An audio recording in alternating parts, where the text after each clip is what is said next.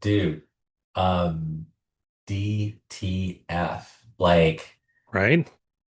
Dude, I I, was that close, man. you I were was super that close. close. You were super close. And props to you. But I feel like, you know, what they did was good.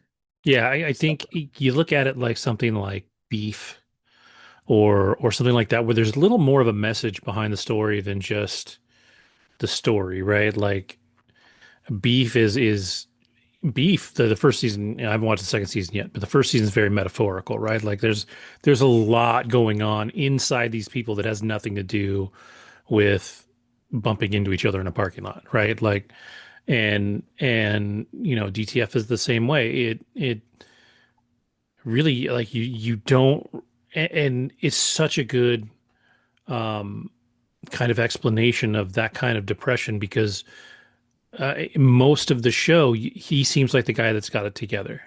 Like he's so calm and he's happy around everybody and tries to make everybody better. And then you look at it like, anybody in the world that ends up being not anybody, but a lot of people in the world that ended up being suicidal, they always seem like they have it together because they're putting so much work into everybody else. And then they just can't hang and then, they do the thing. And it, uh, it was it's sad, right? Like it was well done, but it was sad. Um, and just, the miscommunication between him and the I guess it's stepson, but son, stepson, yeah. Mhm. and all that. It was super, um, it was sad. It was unfortunate because there was a lot of potential between those two there. Like they were making a lot of progress together, and just one misunderstanding kind of sent that in the wrong direction. Um, and then you look at it too, and I guess we're talking about this. I might just start the episode back when we start Absolutely. talking, but you look at it, and there is, is she going to get the life insurance? Because if they deem that this was a No, suicide, she won't get the life thousand, a insurance. thousand percent not. Yeah, yeah. Like, So yeah, yeah, I didn't even think about that. Sorry, keep going, but like I yeah, didn't so I think about mean, that. there's underlying tragedy there too. And I thought they built her story up really well because for a hot minute there, you really do think there's something really sinister about her because she has that sealed record or whatever. And then when they finally reveal what it is, you're like, shit, it's not that bad. And so um, it's I mean, it's a well told story. It's an odd story for sure. Like the stuff that the characters go through is not. I feel like it's not stuff we've seen in other shows. Um, the relationship between um, the two male characters is very Bizarre. fluid. Maybe is the best word I can use. Like they're trying to figure out really, like realistically, they're trying to figure out how to support each other. Like it is a very intimate relationship, but not in a sexual way. They're just trying to make each other feel better when they don't feel well, you know? 1000%. Um, it's funny because I am going to make a concerted effort to not use the word like, because I was actually checking out our last episode when we talked about uh what's it called? Ted Lasso. And I was like, yo, you said like every other word. And I'm like, I'm not Dude, it's so hard. It's so hard. so I'm going to make it When a you see the thing that you do yeah. and you try to catch it, you'll find you'll catch it so much. Think about last episode too. I did not realize that for some reason my boom mic was not working. So even though I had it in front of my face, my computer mic was what it was using, and so my audio was really crappy. So I felt bad about that. But my Well, mic I wasn't didn't jacked up. notice. I had to reboot like my computer this week to get my mic to work right. Um, but yeah, So it's yeah. Oh, sorry. yeah. No, go ahead. Yeah, so but as far as ETF, all right, so several things that just really I found super refreshing. I'll just go with yeah, I'm gonna start kind of peripheral and then go inside. So I really, really enjoyed the dynamic between the two detectives because in the Hmm. beginning they start off kind of like adversarial, and the main detective is very condescending and Yeah. very dismissive of Joy, who I think kind of represents like that kind of older Gen Z, younger millennial, but I think more Gen Z energy, to be honest with you. And he's definitely boomer territory. Oh yeah. And like I love the just his facial expressions, just his whole reaction to like the perfectly titled episode, like no one's normal. It just looks that way from across the Yeah. street. Like I think that was almost like the main message of like the show. Yeah. And I think that, you can go all the way back to American Beauty, like where there's a certain like honesty when you peel back the veneer of normality and see that no, we're all pretty effed up. And there's a certain comfort in knowing I'm not the only one. But some of us are normal. Like I love how the detective is like, yeah, I like boobs and butts. And then she's like, you must like something else. I like bras. Bras. Yeah. And then She she's like, she's like, you're a weird old man. and I thought it was cool that he didn't ask her, like, because that's what I would have done. Like, okay, Yeah. well, so what about you? Yeah. What's But your I weird guess shit? exactly. But so I'll start with celebrating that. As far as what happened between, Floyd Smyrnich and Clark Forrest, to me, I think the real tragedy was the way I looked at it. I feel like Clark, Jason, Weatherman, you did more harm than good, man. As a matter of fact, I think you killed him, and I think that's why he felt so weird about it because to me, I was like, that is so whack. You let him on. Like you went in there. You're basically like, you know what? Like I'm DTF, man. Like I love you so much that I'm gonna like compromise everything about myself to like, but then when this guy couldn't get any possibly lower because sign language David Harbour, man, is not gay. I'm sorry. But he's so starved for Yeah. any Yeah. kind of love that he's now willing to accept from anyone. And not even his best friend can like muster the blood flow Yeah. to show a free like he all of a sudden he makes it about himself. I don't know what I'm doing, man. I don't know what I'm doing. It's okay. It's okay. Yeah. Yeah, to me, it's like I just did it. To me, it's a perfect example of that saying, the road to hell is paved with good intentions or something like Yep. that. Yep. That's what, and yeah, because he looks up and sees the billboard and it's defaced. Like all these lives are ruined, you know? But he just thought he was a good guy. So yeah, let's ping pong this, man. But I hope this show gets some sort of recognition because David Harbour in particular. That is not Hopper, dude. Like that Right. is It's not Hopper. It's not Red Guardian. It's not, yeah. This was real acting from him. Not that I would actually say that, especially in later seasons of Stranger Things, I think Hopper was a well-developed character that he did a lot of good work on. But this is very different. This was a very, very vulnerable character for him. Like there is a huge sensitivity to this guy that when you think about David Harbour and all the roles, I mean, fuck, he's been Hellboy. He's done these big manly man roles, and they put him in a fat suit. They soften him up. He's super like timid.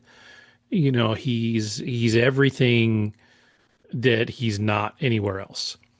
And I think that is a big deal for him. I think this shows a lot of range for him, and it shows what potential is there, like what he can do in the next phase of his career if he wants to go that way. Because yeah, that and I mean, I think we've known for a while now that Jason Bateman's really talented. He was known as a comedic actor for a long time. He did some great comedies, and I feel like Ozark is probably the thing that really put him on the map as a dramatic actor. I feel like he did something before that, but maybe not. He did, like I said, he did so much comedy. Um, but like we knew he was good. But what I really liked is that if even for him, this character is very different. There's a lot of male fragility in this show, right? And um I think it's a good thing. I think it's a good thing to see people, portrayed in this way because it's out there, like I don't, I think, and we all have our days where we feel like that, where things aren't lining up and we want the world to accept us and it doesn't and shit's just hard. And like you said, I think what's his name? Not Floyd, Clark. Clark. There you go. He really does, like, he really does have the best of intentions. He does care about Floyd so much. Um, he's just not good at it because he doesn't understand himself. He can't really care for somebody else because he can't care for himself. Like he's an absolute mess. You see it when he's trying to flirt with, Floyd's wife. That whole conversation about, oh, I have an underwater diving team and we work with explosives, like trying to sound super manly. And I'm like, if this was the dude from Ozark, I'd be like, yeah, he's super manly, but he's not. Clark is not manly. He's not tough. He doesn't have that edge to him. So you're just like, oh, this is kind of sad, but you know, and and I think all of the intertwining stories, I think just work so well. Like you said, the relationship with the two detectives, I think, um, grew so well over time. Like once the older detective starts to realize, oh, there's she's helpful. Like she understands things that I can't and won't understand. And I think I, I don't know how real like detective pairings work in the real world, but I almost think like there is a distinct advantage to having people from different generations working together Yes. because there are things that Blind you spots. just can't understand if you're not in it. Like, Mhm. I got teenagers and I don't know what the hell they're talking about half the time, like they say weird shit, they do weird shit. Like kids are weird. And if you don't have somebody that's kind of explaining that to you in some way, it can be confusing.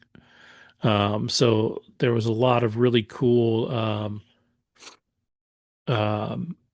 just a lot of really cool back and forth there between the two. And as they got more comfortable with each other, and the respect grew, you could see that communication really blossom and them lean on each other for the things that the other one knew. Like the whole thing about, well, if she applies for a job, then we can, shady as hell, Yes, it um, was. but smart, and she wouldn't have thought of that on her own. Yeah. And so he knew how to bend the rules. She knew how to, so great relationship there. I think I'm sort of glad, really, that they um, gave. I keep forgetting her name, but the mom. Carol, Yeah, Linda uh, Carly, yeah. yeah, they gave her something of a redemption arc. Like by the end, she Thousand wasn't really a percent. bad person. She's kind of a bitch, like, but she's not a bad person. Like the whole "can you speak up" thing, because we talked about that, and that I love in the last time she sits down with the detective, she's like, You heard "Can you me. speak up?" She's like, "You heard me." Like she knew, like she figured out what was going on. Um, but you know, she wants to be. Honestly, she's a lot like the guys. Like she just kind of wants to be in control of her life, and you see that she's not. Like she had to end up in this umpiring gig because she couldn't make enough money doing other stuff. But then we find out at the end that she was actually great at it. Like she was really good to the kids. Yeah. Dude who was kind of hoping he was going to hit that, the little nerdy kid. Totally. Yeah, he Which is what totally thought made he me had a almost chance. wonder, like for a hot second, I thought maybe he's like, but then when he was able, like, to corroborate the timing, you Hmm. know, but like, yeah, like, he definitely like, yo, come to the thing. And she's like, no. And he's like, oh, Yeah, yeah, yeah, yeah. He buddy. he he was hoping for that moment that Clark got in the beginning, right? Like he was hoping, and I think at that point she was. I don't know that she ever would have entertained it anyways, but at that point, like she's been through the shit. She's everything that she's gone through to that point is weird. Like she's been through some weird stuff. I gotta say that moment where Clark is watching Carol and Floyd, and she just like totally like shoots him down. Oh man, That was painful. I was like, wow, yeah, like because Floyd was really trying, and he's just, yeah, he's everything Jason Clark said. Like he's just a good dude, and he was he was too gentle for this world. yeah, I mean, that's just one way to put it. And then the whole like Chris Perfetti, who played the guy in Chicago, who was like, "Yeah, dude, no, like this is a." He's like, it's just so mean. It's so mean, but it also so real. Like he's yeah, like, he told me he's a little older, but this guy is bigger than you said he was, and yeah, this is not gonna work. Um, but Linda, going back to her really quick, Cardellini, I liked the fact that when you understood she had a sealed record for shoplifting toilet paper for her family, that makes her not seem like this money grubbing, like superficial, demanding person.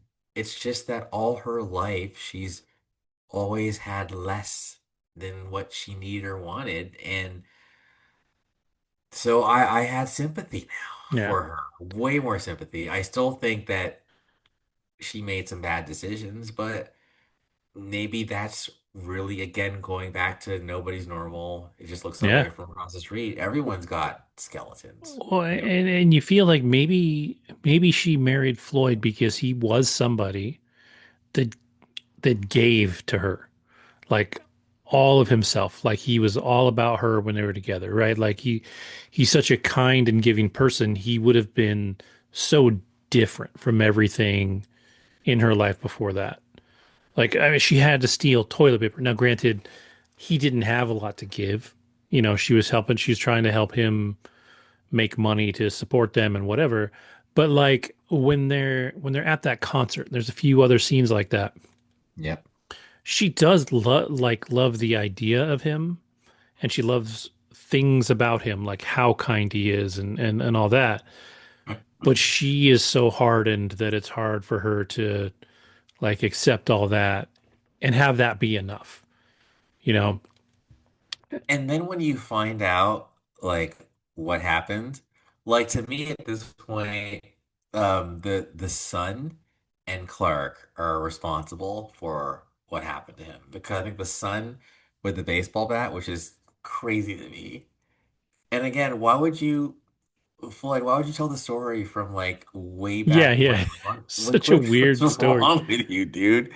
But anyway, like, because I think once that happened, like that's when stuff went sideways between him and his wife, because that, and then from there, yeah, man, whew, Peter Sarsgaard, he played Strange very well. Yeah, he's good at Like that. unsettlingly strange, but also just different. Yeah. But I love how he's like, why do we have PO boxes? Like, why can't you just send it to your? And it's so funny because I never really thought of that ever. Like, I always thought PO boxes were more about just like maybe you have a business or something. But no, it's for all the dildos and all the No. sex toys. And I'm like, damn, dude, underbelly stuff. Yeah, and I Um, mean, there's definitely a trust thing too. I mean, the thing about a PO box is it's behind a lock, right?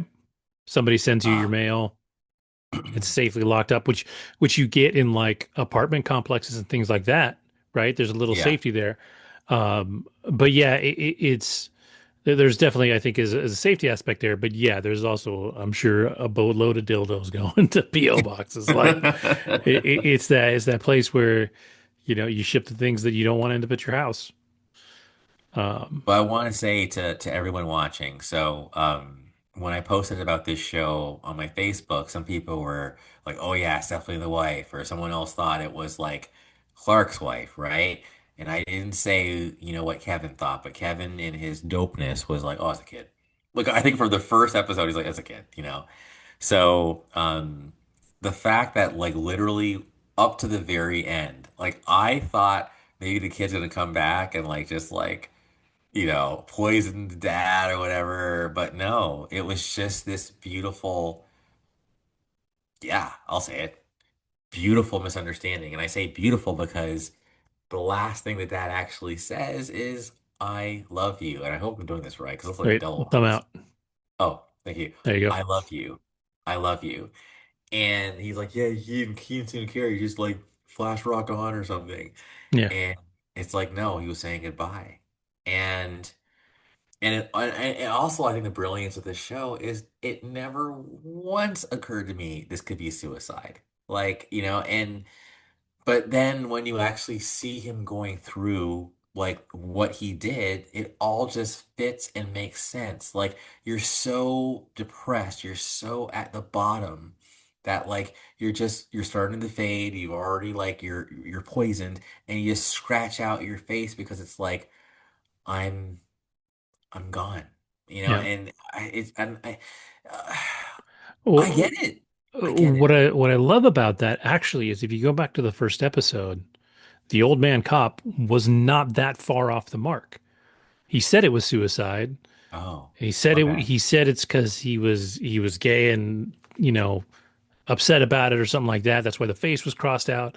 Like he was really I gotta go like back and if watch he had that. said that and everybody had just been, oh yeah, it's suicide, we wouldn't have the show, but we would actually have the same answer, Yeah. right? So because she didn't accept it as suicide, we got the whole story, which at the end of the story is still suicide.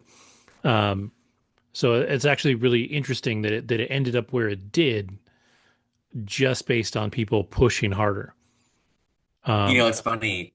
I also remember, like, I think my face made the same face that his face made, a detective made, when once, like, I forgot what, I know there was some piece of evidence that came out, and then all of a sudden, oh, I remember what it was. He's like, you're off the hook. Like, you're no longer, like, you're, no, you're like, you're a free man. Oh, okay. Yeah, I was there that night. And I'm like, what? And I think even his lawyer was like, "Wait, you're telling us this now?" yeah, Like that, like, and I felt like it felt kind of deceitful. Like, yeah, yeah, I am a murderer, but like, I can't, you can't get me now. No, but like, but it was just so like, whoa, like it was you. Like, it's just great storytelling. I will admit, like halfway through, I was just kind of like, oh, I don't know, like. I just want this to end. yeah. But it ended and it was like worth it. But I just feel like there was a lot of misdirects between, Oh, even sure. Linda and like, again, Peter Sarsgaard and like, but that's life sometimes. I feel like sometimes life just has a lot of stuff that's just noise versus what's actually, you know, Yeah. important to Yeah. the I think narrative. like you said, it definitely in the middle, it did drag a little bit. Like there was definitely a couple points where I was like, look, I'm going to finish this because I'm in it, but I'm not Yes. sure that I'm going to love this. And I think ultimately I really did. I feel like DTF, this could totally go the way of beef, right? Like this could Mythology. become, Yep. if they want to do more, obviously they can't do more with these characters, but there could be an anthology of different kind of mysteries or different stories that they go through. But yeah, it's an interesting storyline because it creates this through line into other worlds of people that we don't necessarily see. I think, like I said, this one was definitely about depression and how it doesn't manifest in a dude just being like sad in a corner all the time. Like he really wanted to be happy and he wanted to make other people happy and he just wanted to do good with his life. Like that's why he was inspired when he saw the dude up in a building doing sign language and was like, shit, that's what I need to do. And he just wanted to make people happy. And I think that was the biggest thing is that he couldn't even like he felt like he just couldn't even do that. He couldn't make other people happy. and or couldn't see that he was making other people happy. Like I do think he helped Clark more than Clark helped him, right? Like Clark found something in himself that he didn't understand. And I think too, I think one of the reasons that he struggled in the police station for so long is he carried a lot of guilt. Yeah, as he Like I think should. yeah, he knows that he didn't deal with the situation the right way, but he cared so much for him that I'm sure there's some acceptance in there too of fault where he had at least at first maybe he didn't think he was at fault because how can you be at fault when you care about somebody so much? And then you start putting things together and you're like, well, yes, I did, but I also basically put this dude in the path of the train, just by, trying to be what I thought he needed. Lying to him. Like just, first trying to get some like setting up the tiger thing and oh Yeah, man. all he ever had to do was just be his friend and keep hanging out with him. Hmm. That's all he ever had to do, and it would have been 10 times better for Floyd. And the thing to remember too is like anybody that's going through depression and anybody that is suicidal ever and not treated, sometimes there's nothing you can do. Like whatever you do, if you do it at the wrong time, their brain is going to trigger it or turn it around into the wrong. Even if you did the right thing, like that their brain will turn it into the wrong thing because nothing good can happen to them. So even if you do something that's good, their brain will see it like, well, that can't be good. I must have done something wrong for somebody to have to do something good. Like you can't contemplate the way depression like messes with people's heads. It's just it's a mess. It's an ugly thing and it's not fair. Um, and he wasn't being treated for depression, I think, as far as we saw on the show, right? Like he never Nope. acknowledged that. He had stuff for his weird dick, but he didn't have anything for his brain. And I think that was another thing that um, I think in the world goes overlooked. I think it's almost people are almost embarrassed to have depression and deal with it. And I think I've said it before. Like I I'm around it. Like I understand it. My wife suffers from it. My one of my sons suffers from it to a degree. And when it hits hard, it doesn't make sense. Like it can't make sense to us that don't have it because it's not logical. Like it's not like it's almost like a if you have a phobia, like an irrational phobia, something just scares the shit out of you. You can't do anything. You can't explain it to somebody. Like mine is spiders. Like like, what's wrong with spiders? They're this fucking big. Freak me the fuck out. Like I cannot deal. And I can't explain to you why. And the other one is like heights in places that I can fall from. I can be on the 100th story of a building with windows and be 100% fine. Same. I agree. But I'm if with you, if but it's that's a like class. if it's Makes a 20 stories difference. up and there's a Yeah. railing that is like shorter than my waist, I'm not getting near that Nope. shit. Like I can't do it. And movies where people are Same. falling or something, it makes me queasier than anything else. And so like it is irrational, right? Like I mean, I know that you can fall or whatever, but you're probably not going to. You really shouldn't be afraid of it. As long as you're careful, you ought to be fine. But like I'm just like, no, dude, I just can't. I can't do that. And All right. depression's I the gotta same share way. really It doesn't quick. make There any is a sense. walkway. There is a walkway between the building I live in. Like, we're on the fourth floor. And this walkway, dude, I'm telling you, like, yeah, you go over that railing, you're done. Yeah, And to me, I think about it every time I go over that walkway. And I know the average person doesn't. So I am with you. Like, to yeah, me, if you can potentially die, even when you're at the mall, and you're going up the escalator, like between, like, it's like the levels, dude, fall over that escalator, you're done. That it is not even pavement. It is pavement, but it's like that marble, like yeah. it's hard. Like, so I think that I just want to say for the record, I think that that phobia is totally normal. I think for where it's worth. And as far as spiders go, I mean, all I'll say is, and you'll get this, is thank you for saying that. Like, thank you for saying that, depression is like a phobia. It's a feeling, and there's really no talking. It's like, it's a feeling that it just comes. And so for me, like, it sucks, but I'll just say, like, if if it's like a big like Rottweiler or a pit bull or whatever that I don't know, like first of all, if it shows up and I don't know what's coming, I will startle. And usually that's all that's all it needs. Like that, it's just gonna start growling and wanting to fucking eat me. So to me, big dogs are like my thing. Like big dogs I don't know are my thing. Um, but you know, yeah. All I can say is I hope a show like DTF actually does generate like real conversations Yeah. and generate some introspection because I think part of why I liked it so much was because it did really feel kind of honest and Yeah. it absolutely was not afraid to take an unblinking look at the good, the bad, the awkward, and the ugly. And I think that, when you're in your underwear dancing to Barry White, comparing your leg sizes and definitely like you're building up to the kiss and then like And it homeboy doesn't happen. Yeah. doesn't happen. It's like, and then your stepson sees you like that.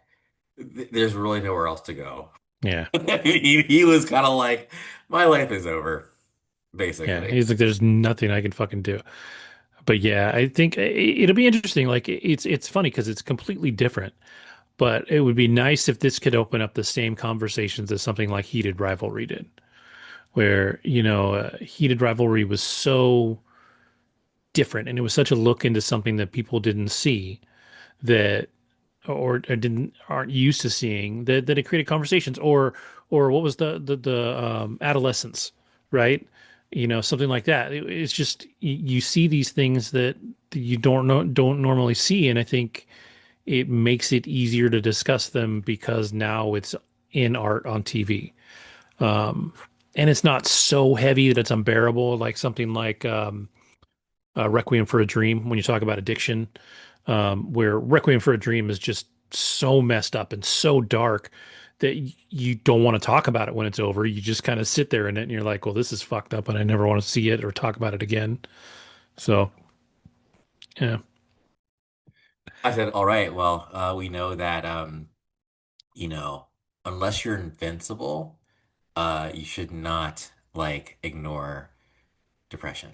100%.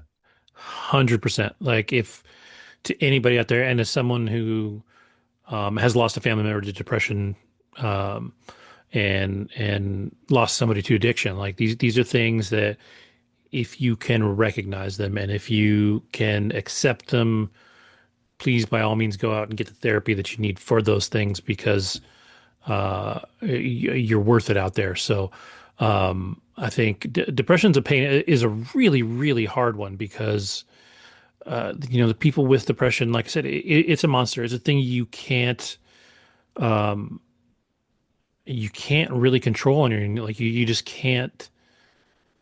It's not, again, it is like an irrational phobia. It's just something that just happens to you and you can't fight it. And sometimes it comes out of nowhere. Like people will be having a great day and depression will just kick you in the teeth. And then somehow you're in a corner just broken and you can't even explain why. Like things are going your way. And I think the brain's way of treating you when you have depression is to basically tell you that you're not good enough, even if everything has gone right. So it's just it's a real bitch, and I think there's a lot of help out there, and one of the hard things too is that there's a lot of people that are afraid of medication or don't like the idea of medication. We've talked about this for ADD, right? Like, it's a bit of a stigma, but I think if you go and you number one, be vigilant for yourself. You've got to try the different options, right? And see the thing that works for you because one thing that might make you feel better if you've got depression might also make you feel worse. Like that's the crazy thing about depression medications. Like some of them make 60% of the people feel better and 40% of them feel worse. And Mm. it's weird. It's really weird. Just like, I mean, how is the cure for not the cure, but like a medication for ADD, one that would make a normal person like ramped up and crazy, right? Like it doesn't make sense Psychosis, logically, right? but Yeah, like, yeah, yeah. yeah, so like it's tricky. But if you're going to deal with something, go out there and do the things that, um, you know, do the little bit of work because life's worth it. Life There's is a lot going on. precious. Yeah, Yes. And people love you. And I think that when Floyd left a void. yeah, I kind of because I didn't mean to, rhyme like that, but he did. I think that, you know, I think the stepson, like you said, there was progress being made, yeah, and you know, even the way the stepson found out, man, like, man, that's so realistic. You're just like doing your thing, and then you close the window, and then boom, you see that.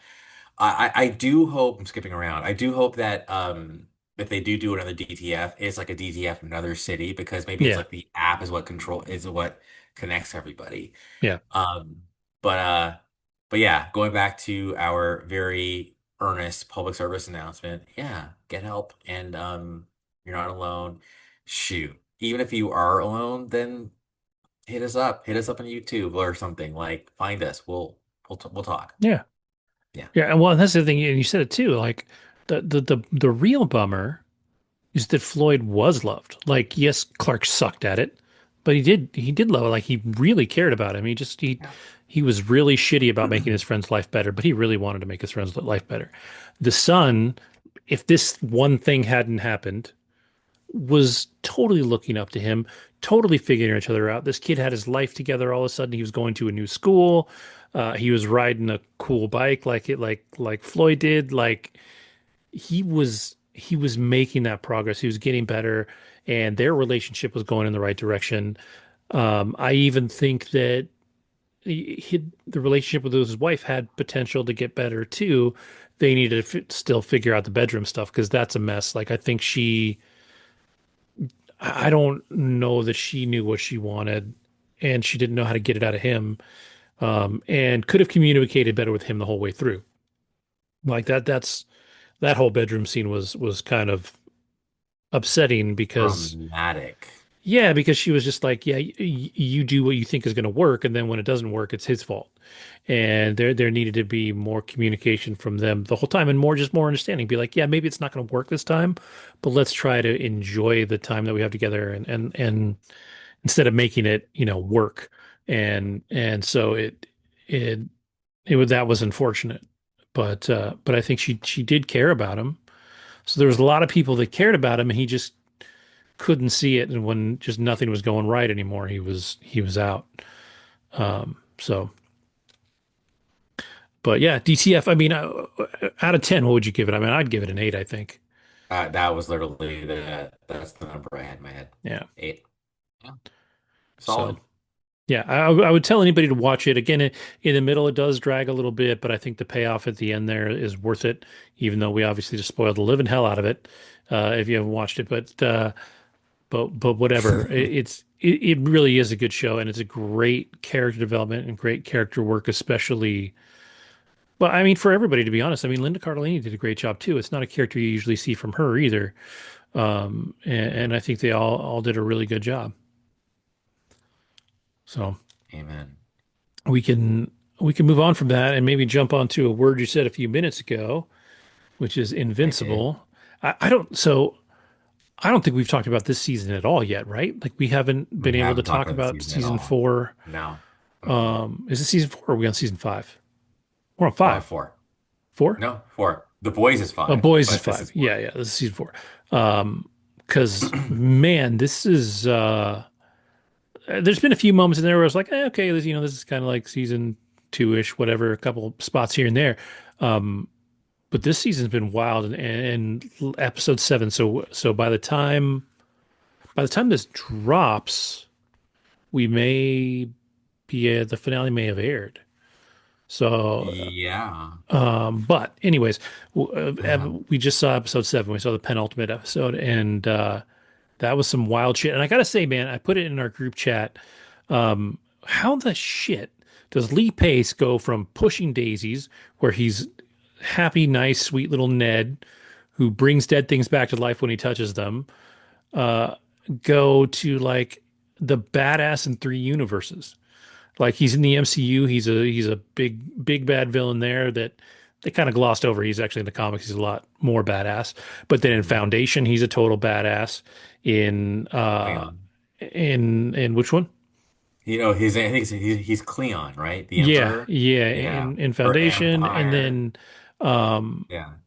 he is a super badass Thragg. in Invincible, and he's Invincible. like a dope ass elf in the Hobbit films. Like he turned into this like super jacked monster stud who just is just playing like scary dudes all of a sudden, and he was so fucking sweet and pushing daisies, and like it's so weird. I But never yes, saw Pushing Davies. Yeah. okay. So My first. Oh, all right, go. well, I was gonna say I'd be really it's so whimsical that it might turn you around because it's definitely like a lot of it is comedic and tongue in cheek and it's weird. Like it is a weird show. Um, Okay. it might be too unserious for you. But there is a certain like playful whimsy to it where everything is just weird. Like it's just like the whole gist of it is I know we're off track, but just for a minute. He, No, I'm Googling Pushing this Davies. girl All right. that he was in love with dies. And he finds out that anything he touches that is dead will come back to life. But if he touches it again, it dies and can never come back. Oh So no. this girl that he loves dies, and he touches her and she comes back to life. And they find out that they have great chemistry. The problem is now he can never touch her again because if he does, she'll die for good. And so that's the overarching story. But then you have this detective friend of theirs, played by Chi McBride, who is Yep. fucking amazing, incredible in that because he is so funny but serious and like great. And then you've got Swoozie Kurtz who plays, is it her aunt, the girl's aunt, Lily. and there's another woman who's absolutely amazing that plays the other aunt. Oh no, Oh, it's great. Kristen Chenoweth. no, she's I'm not one of looking at the the aunts, but cast. Okay. she's in love with Ned, who's played by Lee Pace. But now that the other girl has come back, like there's that conflict. It is, like I said, it is really sweet and weird and quirky, and it got canceled way too soon. Like it should have had a better ending. I think they were able to give it an ending, um, but it was a show that could have gone longer, and it was a lot of fun. So I would definitely recommend it. But going He's back to six Lee, five, man. what's that? Damn. He's 6'5". He's He's a big huge. dude. Like that's why he's this big badass everywhere, right? Like, uh, Ronan the Accuser. yeah, That yeah, was the first time I saw him though. yeah. Um, but in Invincible, man, whew, I damn, dude. love Thragg. Sorry. Yeah, well, I hate I him, but love I him. love him. I He's mean, yeah, no, he's a dick for he's sure. not a nice guy. No, he's not, but he's like he's he's scary. And okay, I'll just say it. Like episode 7 to me, episode season 4, episode 7, it might be my favorite episode of the Yes. show. And I think that you can't just watch that episode, of course, without having seen the rest of the show because otherwise, because it's to me, it's kind of Infinity War-ish. It Yeah. starts strong and finishes strong, and it's like it just there's no room to breathe. It's just like it just It's starts and just absolute goes. chaos. Yeah. I mean, it is for an animated show, which a lot of people will dismiss. The action is insane in this episode. Like the entire episode is action, uh, up until the point that they do crazy shit that is just Can I say something? nuts. It's absolutely bonkers. You said something to that effect, like this episode is like bonkers or so crazy or whatever. So already, like my expectations were kind of like here. Yeah, nah, dude. I was like, what am I watching? Yeah. Like, I'm not gonna spoil like right yet, but like it's just like you know what I'm talking about. Like they did that. Like they Viltrum. Like I'm like what? Like, are they doing what I think they're doing? They're doing Yeah, it. they did it big time. Yeah, Oh, it was a trip. I mean, and just going through the season, there's been so much good stuff going on in the season up until this point. You've got all these little things that are slowly tying together. You had because this one started with Nolan and Alan still in jail, right? Like they were still locked up on their side of oh, the story. right. For as far as the season goes, Yeah, for the I entirety of the think season. they just either that or they just showed up. But I think what happens is like they literally show up and they're like, um, no, no, you're right Yeah, because episode um, six is when they show up. No, the end of episode five, they show up at Mark's house. Then episode six okay, is all about them getting to episode seven, basically. Um, wow, but I think before that and before they started collecting stuff, I think the season opens with them still in prison and Alan trying to talk Nolan into helping him out. okay, Um, yeah, but like, even, okay, so just for a second, let's take plot out of this season and let me tell you the crazy shit that's in this season. Optimus Prime and Megatron, the original actors, yes, are both in this. Now, the Peter Cullen just always sounds like hmm Peter Cullen. Like when he shows up as Thetis, you're like, that is Peter Cullen. That's Optimus Prime. That's awesome. And then the Peter Welker who plays Megatron, he Frank Welker, yeah, Frank Frank Welker, Welker, yeah, that's right, sorry, he has to me a broader voice range or at yes, least uses a broader range most of the time. So yes, it's less easy to identify him. But he plays the emperor that dies, Emperor what's his bucket. So there I is a gotta look it scene up again. where literally Thetis and the Emperor are facing off. So you've got Optimus Prime versus Megatron again. Yep, But love going it. through the cast this season, you got Michael Dorn of Star Trek Yep. fame as Battle Beast. You got Indira hmm Varma, who I adore as Volcanica. Um, You got a good memory, dude. Troy Keep Baker going. is in there. Um, oh God, there was a couple more that I was just like, damn, dude. I mean, they got people this season. Like they dug deep. And I mean, this show. Oh, and Jeffrey Dean Morgan is in here this season as Yep. Conquest. Conquest. Which was that was a crazy fight in and of itself. The Like that second was one, yeah, the like second one was even better. yes. Um, Yeah. it's just nuts, it's just crazy. And I mean, you're talking about a show that starts with Sandra Oh and Stephen Yoon and um what's his bucket who I love from Fallout. Mark Hamill. No, Oh, I Fallout. God damn it. Oh, yeah. I know you're talking about now. Yes, he was also in the White Lotus. That Yeah. guy. God damn it. I don't know why I'm blanking. I'm blanking on his name because it's 1 a.m. Um, but Cecil, Walton the guy who Goggins. plays Walton Cecil. Goggins. There Yeah. we go. And like the cast just from the show from the beginning is incredible. J.K. Simmons, like you have all these guys, and then you get into this season, and they're just like, how about we bring in everybody ever, right? Like let's just from a talent aspect on the back end of this, it's insane. Yeah, like I'm like I think you didn't say Clancy Brown. Clancy Brown's in here. Hmm. Tatiana Maslany's in here. I mean Phil Lamar. I mean Winston Duke. I mean Yes, yeah, Winston Duke. That was the one everybody. I I was mean Di missing. Guerrera. Okay, like it's just Bruce Campbell as Satan. Like I forgot about Which that was that whole great. episode. And then it was Emperor Argall. So Yeah, Emperor there you go. Argall is the so just even from that very first episode, like where I mean not the first episode, but for the beginning of episode 7, where you go back in time and you got Optimus Prime, and again Frank Welker talking, and then it's like you understand you know Thetis was that his name? I'm Yeah, so sorry. Thetis is Thetis, yeah. Peter Cullen.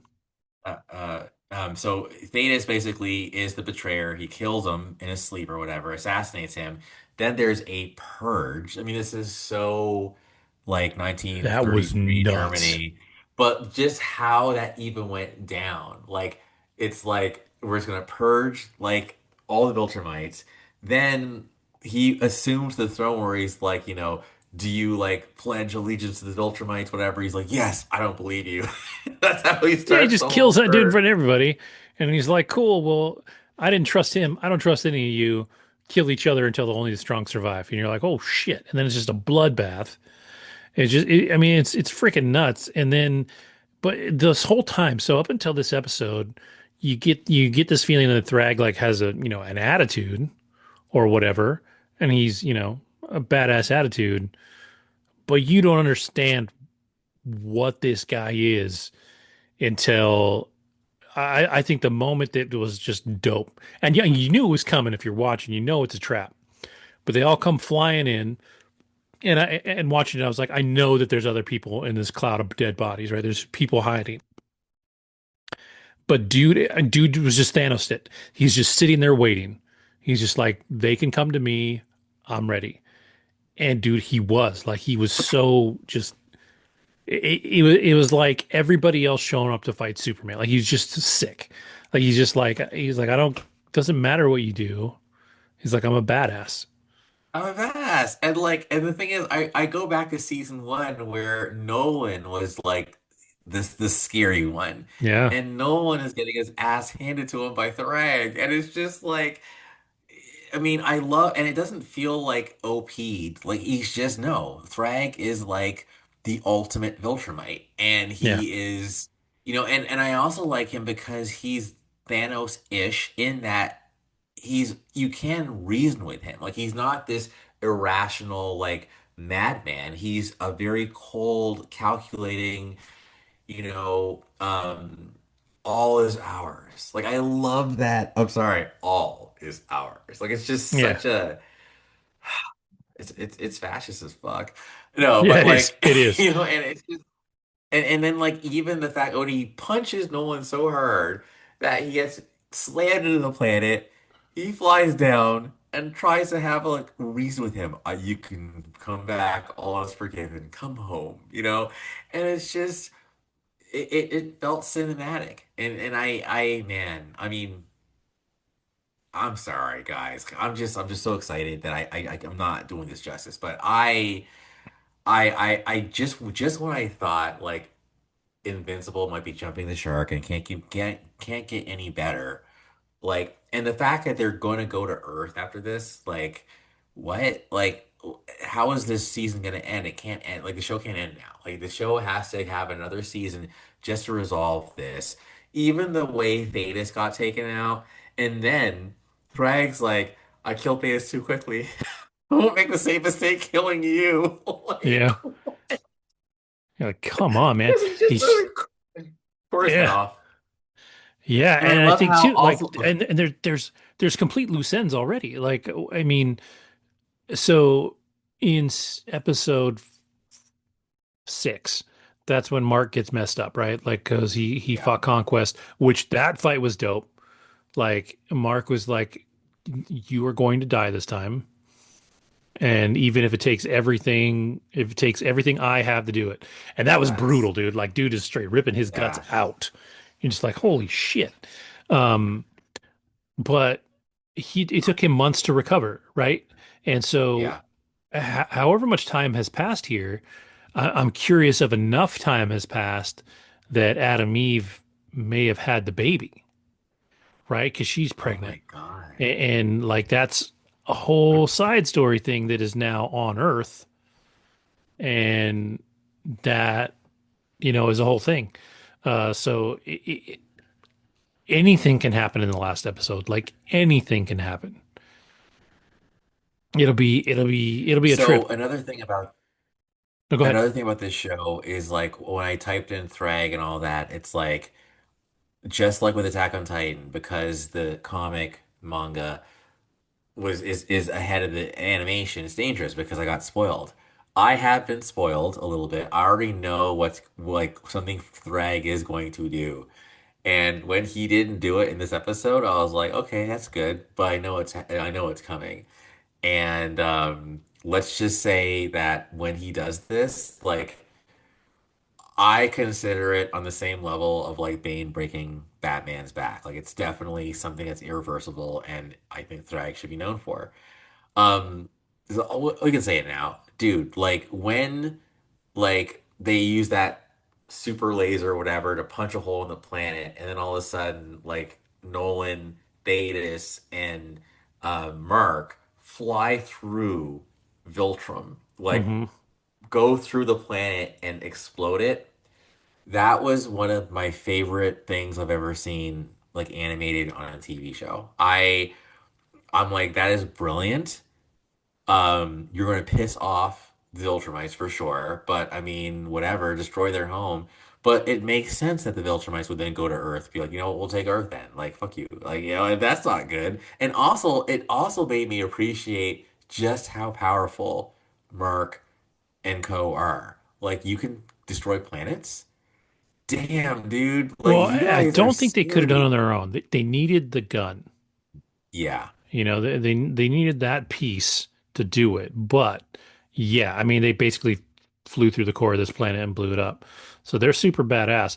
A part of me wonders if it is the goal for the bad guys for Thragg to go back to Earth and take it over, or is it to return the favor? Like, are they going back to destroy Earth to be like, yeah, well, you took ours, we'll take yours. There's other planets out there, but this is your Well, home. my thing, I mean, but to kind of go back to what you were saying, like they don't have the laser, right? So Yeah, they probably couldn't do it by themselves either. So I'm thinking, no, they want to take over. I mean, all is ours. Like I think they're all yeah, about conquest, you know, and Earth would be super easy, I think, for even just one. I mean, no one that was his original mission, to take over Earth, yeah. or at least make a way for the invasion. Um, but yeah, I'm blown away. I think that there's no the show is amazing. Yeah. I love it. I love the music. I love Mark. Yeah. I mean, I'm not even thinking about Adam Eve right now. I'm like, this has been. Oh, even the fact that like Nolan and the brother, the younger brother, had a Oliver. chance to genuinely bond. Oliver had a chance to bond like on that planet, eating those weird ass eggs and stuff. Like, it's just good character development and good Yeah. voice acting. So, and there's something Yeah. else I want to mention, It's but really it is a bit of a niche because you have to be able to enjoy animation and you have to like superhero shit. Like those are like the two caveats, right? Like you can't just hand this show off to somebody that doesn't love that shit and expect them to go watch it. But if those two things are your jam, this show is great and it's getting better. And like you said, and I 100% agree, this was the best episode of that show to date. Like so much happened, so much build up to it. Um, there's a couple moments, like I said, in the scene that maybe didn't feel epic, right? Like the season, yeah, had a few slower parts as they're building towards what's coming. Um, but shit, it built to the right place because it was incredible. I'm Um, sad that Thetis died. Like I am he was too. cool for, and I love how like yo, even like the last episode, like when like that planet gets attacked by the Viltrumites, and then you see Thetis like take off his robe and he's like buff and he starts Yeah, he's fighting and super stuff. jacked. And then like when the girl's like he's like an old man or whatever, and all of a sudden she sees this like oh okay, or was it the girl or was it Oliver? Either way, someone said he's an old man, but like nah, they just can he can scrap. But yeah, now he's dead, and there's no more Optimus Prime. And it was just great having Optimus Prime on the show. Ah, Well, the interesting thing is too, is that the virus is still much like the boys that we'll talk about in a minute. The virus is still out there. Like they still have that. So there's still an opportunity to wipe out the Viltrumites and call that good. And there's still so many, like, let's just say, and I don't expect it to happen, but let's just say they decide to kill all the Viltrumites at the end of the season. Like, I say that was the end goal. There's still all kinds of shit happening on Earth to finish up. You've still got something going on in the background with that whole Satan storyline and the detective dude that came back. You've got that. You've still got the dragon dude is back.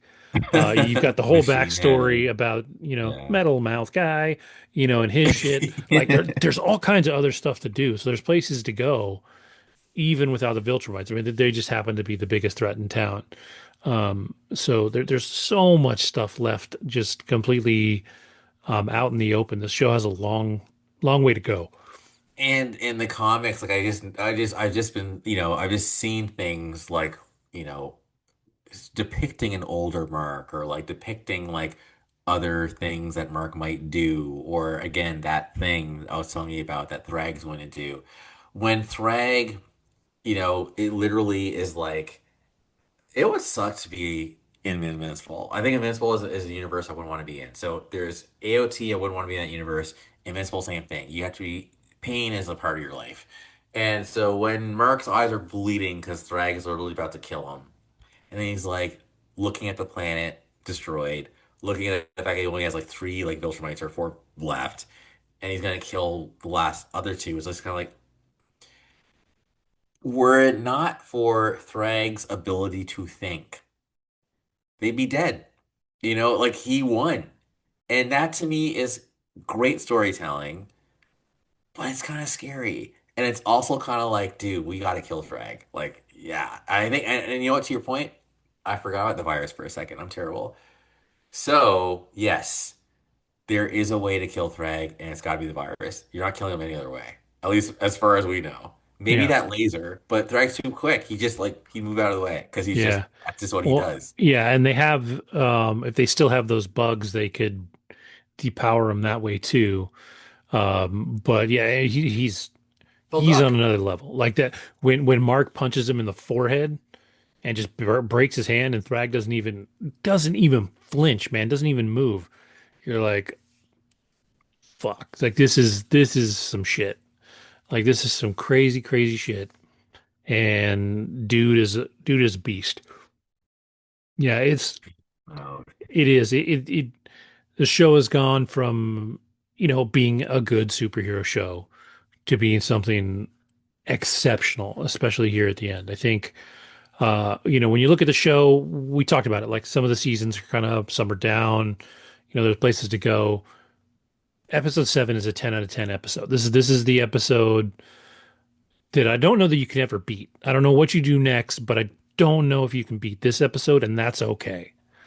Like you can still aim for 9 out of 10, but like to beat this, I don't know what the hell you could do. But it again, talking about the voice acting and the things that they put together to make this show work, they've done a fantastic job, and it speaks to the future of animated television. Oh, excuse me. You look at something like what was the one that we watched for 3 seasons that cost $1 bajillion to make? Arcane, Arcane. League of Legends. Great voice acting, beautiful artwork, totally different style of artwork. I think Invincible has a very simple art style, which, to be fair, if you look at the comic, it matches the comic almost identically, which is impressive in its own right. Um, but if you take these two shows and look at character development, voice actors, and the care that went into making them, there's a future out there for good animation. And to look at something like Firefly, which they're talking about bringing back in an animated form, Nice. with all of the original voice actors that are still alive, um, there there's a respect that has to be given to animation as something that is valid. And I think that'll be really interesting to see other projects move forward that maybe wouldn't have in the past because of the success of these two shows. One of the things that you made me think of as far as when you mentioned Arcane was Tales from 85, Stranger Things is dropping, I believe, yeah, April 23rd. So this week it'll already be out by the time that you Yeah, guys see this. But I'm not gonna lie, I was very much on the train of I'm sick of Stranger Things. I don't care if they make any more because it finished strong, in my opinion, and yeah. that's all I need. But I'll watch it. I'll give it a shot just because of the artwork. The artwork seems a bit arcanish, so I'll check it out. Just wanted to do a quick drop there, and then I'm going a bit off script here, but I also want to mention that before we were started recording this episode, I did watch about 8 minutes of the first episode of Beep season two. Hmm. And Kevin, let me tell you, um, loved it. Good, good. I will say that my Saloni is not like a fan of shows that cause anxiety. Like, so the reason why she'd even watch them, like, we watch Beef together because we watch it together. But when she watched it by herself for the first time, she's like, I can't do this. Yeah, it is. And It is I told her, oh yeah, no. If that causes anxiety, this is a no go. Like no fly zone. Like the first like just 8 to 10 minutes of this show. Well, it starts off cool, but then it goes like it's and I love it. Like it's like yo, this conflict is already to 11. So I'll just say, by the time we record our next episode, we're gonna talk about that show. I think Beef season two, at least from what I'm seeing so far, is going to hit it out of the park. I'm Oscar Isaac, Carey Mulligan, great boom. cast. Great, Kaylee Haley Spaney. Yeah, Spaney, yep. yeah, a great cast. I think that there's a whole lot of potential there, anyways. So it'll be really good. I think, yeah, it should be really solid. I'll watch that and get ready for that for the next one. Um, but yeah, it's a special, and it's funny that you say because we were talking pre-show about pre-marriage life and marriage life and things like that. When you get to the point that you can look at your partner and say, "I know this show isn't for you, and this is why." When you have that Yeah, understanding, it's kind of like I can say to you, like I'm pretty sure the show isn't for you. That's why like Pushing Daisies, I'm like it might be just weird enough that you do enjoy it because it is. There's so much whimsy in there that's not usually your jam, yeah. um, but you may enjoy it, and it may be one that you get more enjoyment of if you watch it with Saloni, if she's either watched it or hasn't seen it, um, because it is a special show. It was a show that was ahead of its time when it came out. Cool. Visually weird, like it's weird in so many ways that it makes it kind of cool. Um, but yeah, going back to Invincible and the animated stuff, I think yeah, I think between Arcane and this, I think we have been given stuff that really sets the table to make animation legit. And historically, there's actually been some really good animated stuff out there that does this, just didn't get the recognition. A lot of people talk about how when DC was failing in the movies, All right. DC animation was actually really good. It just didn't get any love because it was animation direct to streaming, not in theaters, wasn't getting the attention that it probably deserved. There's some really good stuff out there. And streaming wasn't even as big back then. I know Yeah, what you're talking about. I yeah, remember like you almost had to like, I'll just say it, like you almost had to torrent some of this stuff just to be able to see it. It was more yeah, underground. But now streaming, isn't it crazy? Like I would say streaming started to kind of take over linear television as far as like marquee stuff.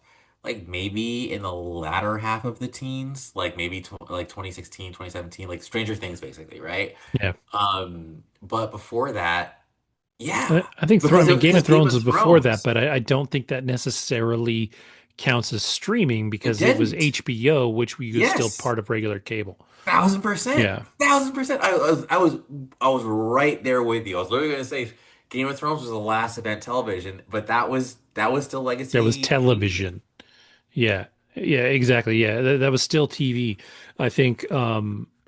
Yeah, and we actually, funny enough, had this little bit of chat in our chat thing too. There's a lot of great stuff on streaming that's really good. But Kim talked about The Leftovers. The Leftovers is still HBO. That's still streaming, like or pre-streaming. That was a show on HBO. But something like Dark, which if you read any list of great shows on Netflix, Dark is always at the top.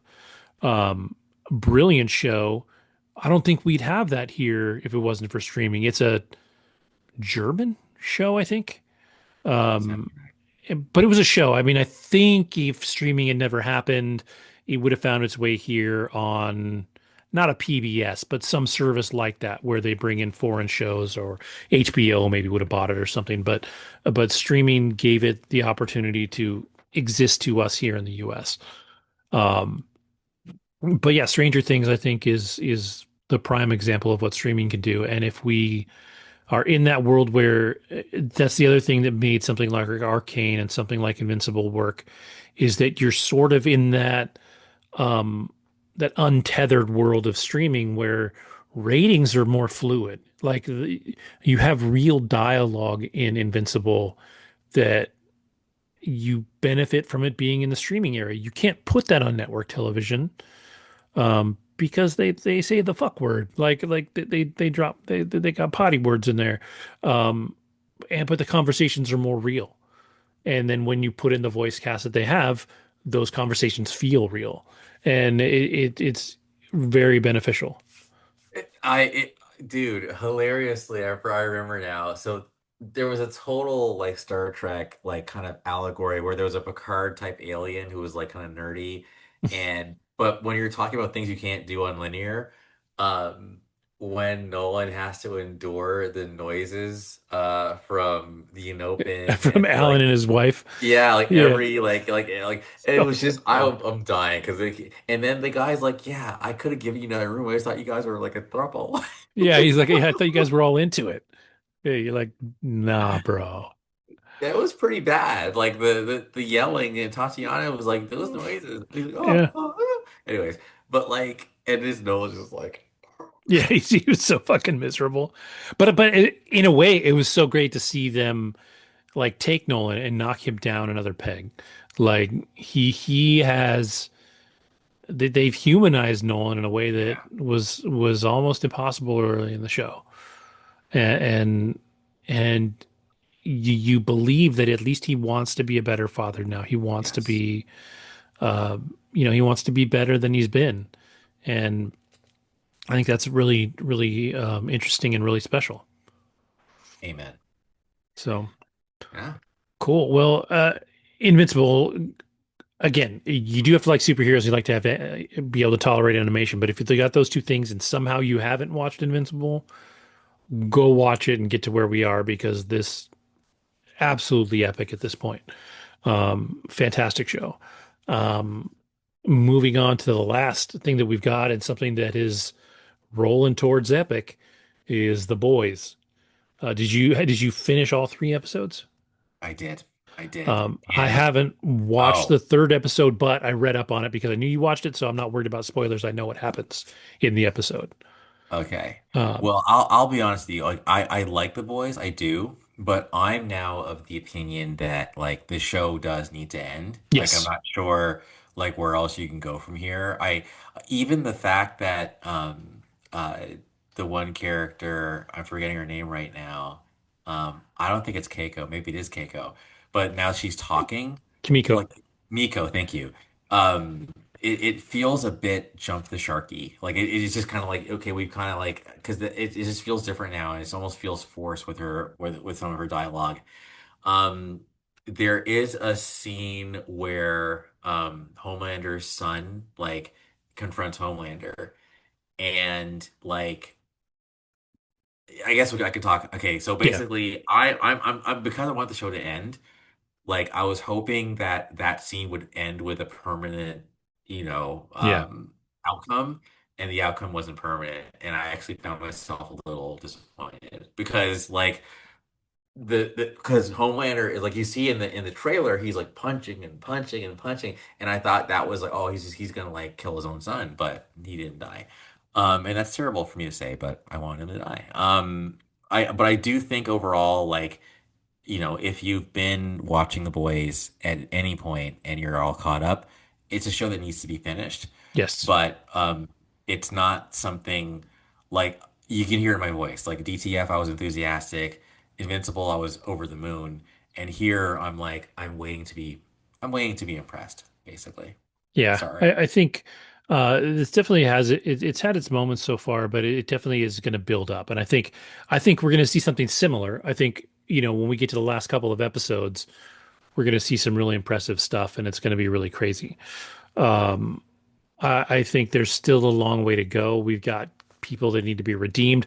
I think in episode one, when what's his face, the fast guy, Oh, I forgot about that. That When was epic. he goes Yes. out like an Yeah, he goes out absolute like a G. boss. Like Yes. that was because there's two things that happen in that scene, and I'm very disappointed in myself for forgetting the character's name. I should I'm looking totally it up right know. now. You can correct me in a second as I talk. But two things happened Yes. here. Number one, he is running from Homelander and he sees a woman in his path and he avoids her, which is how Homelander catches him. And that in itself is basically the apex of his character growth because in the Yeah. very first episode he kills Huey's girlfriend by running straight through her, explodes her, feels no remorse. A Train is his name, A Train, and wipes her out. And so here he now he values human life. He understands where he is, and because he avoids her, he crashes into the woods, falls down. Homelander catches him.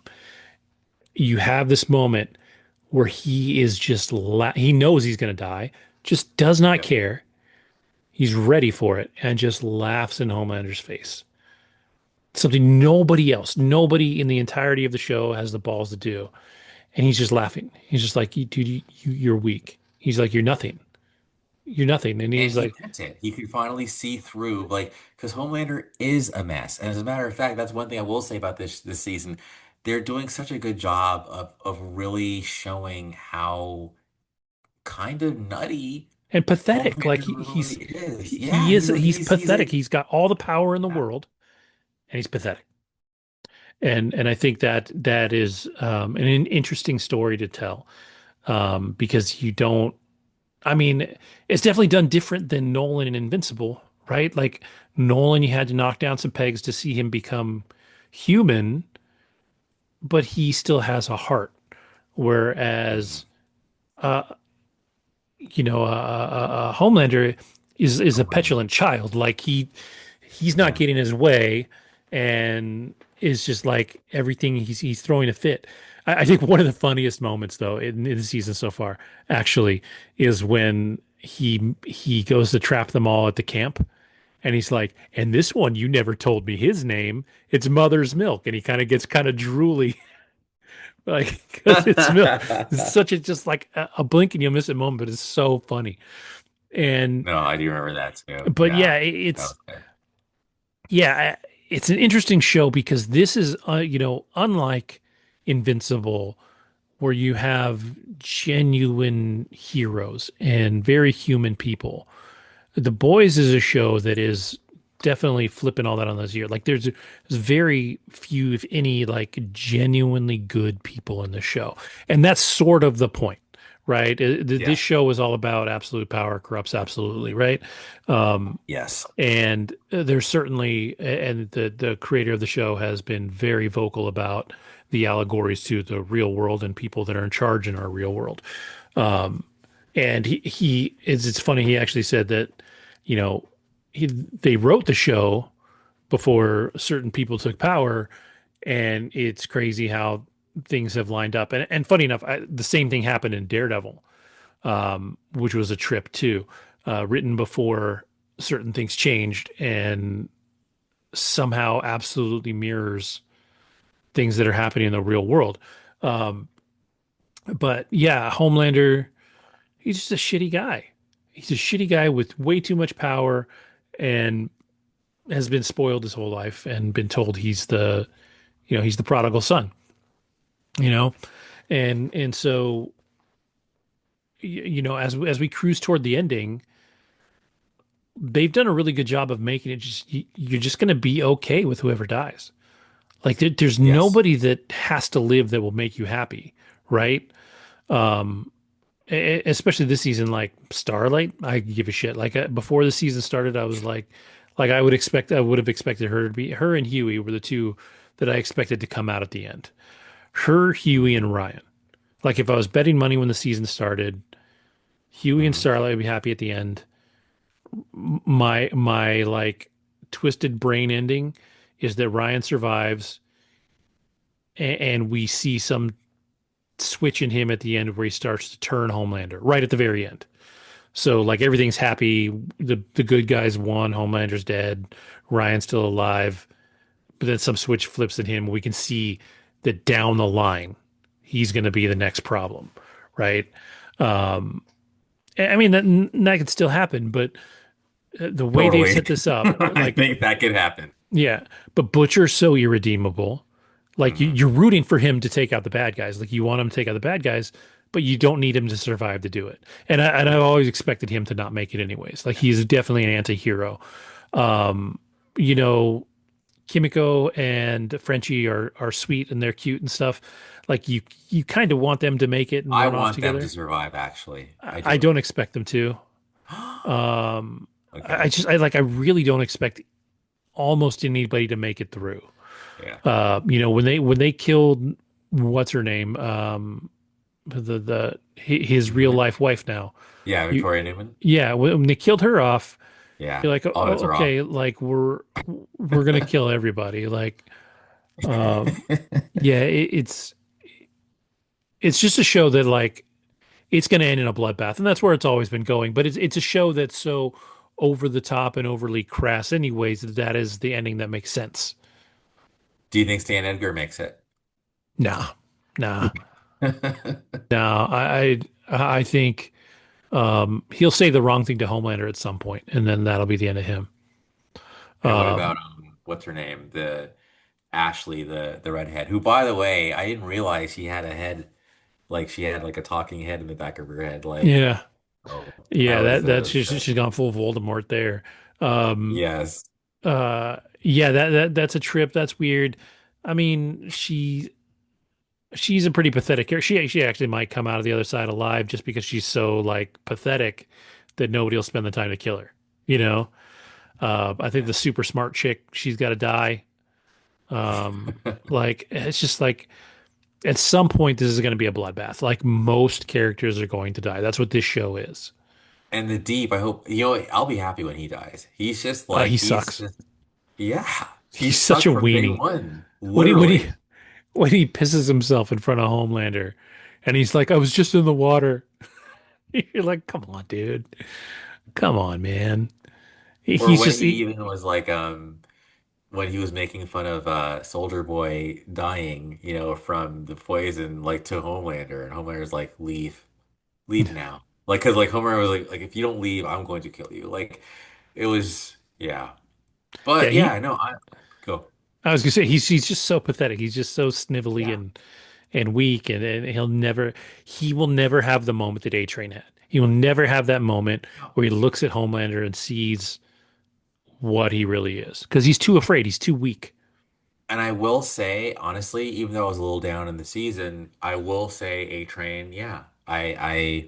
I was actually sad because Yeah, A Train really did, I think, his arc to your point, the whole mirror, everything.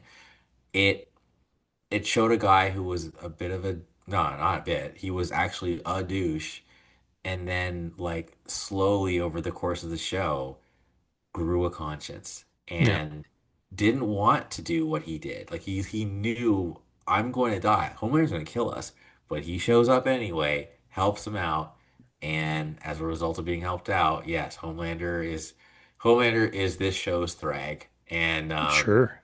and he will kill you, and he But without the he brains, like that's the thing about when you put Thragg versus Homelander. Thragg is oh, calculated, Thragg wins all day. cool. Like he knows he's playing 3D chess where, uh, you know, Homelander's playing fucking pixie sticks. Like he's not just not doesn't he Yeah, doesn't have that in him, right? And it's just two different worlds. But Homelander's the impossible villain, right? Like the big you got to bad. kill him somehow, but you got to find that kryptonite first. You got to find the way to slow him down. Um, and yeah, it'll be like I said, it'll be interesting to see it go. It'll be a bloodbath. It's also interesting to see at this point that if you had V1 Hmm. um, Yep, of the formula, you're you're basically immune. immortal. Like, Yeah, and that's wild. So you got to figure out cool. how to kill those people too, because none of them are good. Stormfront was a piece of shit. Like she sucked, you know. Yeah. But they did kill her though. They killed They her. did. Yeah. Well, I don't, didn't they didn't. He did, didn't he? Wasn't it Ryan. Was it Ryan that Or killed her? no, Was no, it it was Homelander? Homelander. You're Yeah, right. Homelander killed her in the hospital. Yeah, yeah, yeah, yeah. So yeah. like, yeah, but yeah, this is a show like I definitely like if you had asked me before this season of Invincible started, which season I expected to be better, I would have said The Right. Boys. I would have I expected The agree. Boys, and The Boys isn't done. Like it still has a place Yeah, to go. But what Invincible just did, yeah. fucking epic. The Boys has an uphill road to get there. And I do 100% believe still that the ending of this will be an epic bloodbath. I think it will be a satisfying ending for the show. It's just a very different show. Like it is, all of the allegories in the show make it very intelligent, but at the Hmm. same time, it's a very crude show, right? Like Yes. it puts an ugly face on these things for a reason, right? Um, but it's not a show that we're going to have, a sweet but sad DTF ending. It's not a show that we're going to have an epic, like humans won and humanity won kind of invincible feeling ending. It's going to be everybody loses somehow. And it's just going to be a question of what's left at the end. Um, and not necessarily in a bad way. Like I said, it is a very intelligent show in its crudeness. Um, but it's going to be a very different ending than something like Invincible. Yeah. Well, at this So, point, I hope Invincible doesn't end anytime soon. Just based on the right. spoilers that I know about, there's room for Invincible to go. So, So, but yeah, man, we made this happen. yeah. Yeah. If I can recommend anything to you too, and I won't talk about it yet, if you can get yourself to watch it, and maybe because it's two seasons, it might be harder if you didn't start it, is Daredevil. Oh, Daredevil is going really well right now. They just set themselves up for some epic shit to go down in the second half of this season. yeah. Um, You know what? It's funny because the only thing that stopped me from Daredevil is I think there's like 4 seasons of the Netflix version, and maybe I just read I synopses think of you could those. pick up from the Born Again if season you one. don't want to go back and watch those, but the Yeah. Netflix show was fucking good. So let Okay. me tell you that right now. And I don't know how I went almost Boston there with that, but it's fucking good. You could go back and you watch. It was the best show that Netflix did. And I really liked Luke Cage. I loved Luke Cage, and he's coming back apparently in the next season of Daredevil. Hmm. But I love Mike Coulter. Mike Coulter's fucking awesome. I think his Luke Cage was dope. Kristen Ritter's Jessica Jones was awesome. She's coming back. Um, Iron Fist was not great on Netflix, Netflix. but they're bringing him back. I wish they would bring back Jessica Henwick because she was the best part of Iron Fist by far. Um, they at least hinted at Claire Temple, who was played by Rosario Dawson. She might make a comeback at some point. Um, but this season of Daredevil is very good. It's very, Okay. very good, and it's going to go into some crazy stuff. And there's a lot of reviews that I've read that say this is some of the best work the MCU has done. Period. Not just since Infinity War Endgame, Endgame. but Yeah. in general. So there's definitely some good stuff. I think. Again, going back to the cast, Vincent D'Onofrio is fucking amazing. He's so good. He's so talented. His Kingpin is dope and deep, very, very deep. Like you get a lot of um, understanding of a character who is not a great guy, but you also get the why. Um, and I think that's really good. So yeah, this season is really good. And if you, All right. I think you can start with just the Disney Plus net, and then if you like that, go back and watch the other ones when you have time, because there That's a is good some deepness strategy. and some good stuff there. But I think you could start with just the Disney Plus one and be okay. Okay. Thank you. All right. Um, but yeah, and the other thing about it too is that it is um, very not Disneyfied. It is a violent show. There's a lot of blood, death, violence. It is a very mature show for sure. Well, Um, props to Feige for not. And I figured he'd do that, but like still, some people are like, oh, it's gonna be Disney Flight. But like, no, I'm glad that Yeah, they there did. were definitely moments in the first season where they kept all that, um, but it also felt like maybe they were going to soften it up a little bit, and then they didn't. But I think when you look at something like Deadpool and you look at this, like Feige's smart enough to know these are the things that made it good. Yeah. Don't dick with that. But there were rumors that they almost did, that they almost Disneyfied it too much, and that Cox, is it But Matthew like the Cox? actor, yeah. Yeah, the actor, and then Vincent D'Onofrio were like, no, they're like, we can't have it go this way, and they literally stood up and said, no, we're your producers now. They pulled that fucking like I'm the captain now moment, and they pushed to really have the show be what it is now, and it's really good. Nice.